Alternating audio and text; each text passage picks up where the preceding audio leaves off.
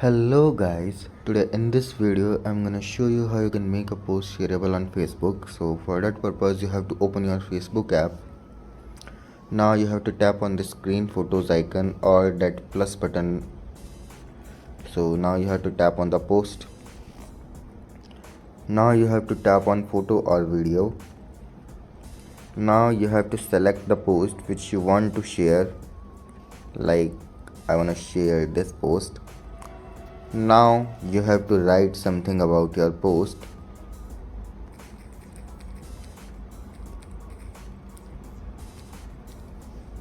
Now you have to tap on the post button. Wait for the post file, it's been uploading.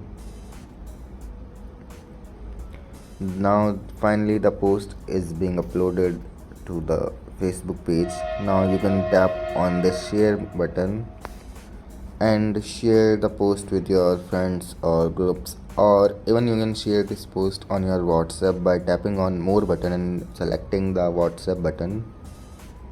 So it's for today guys.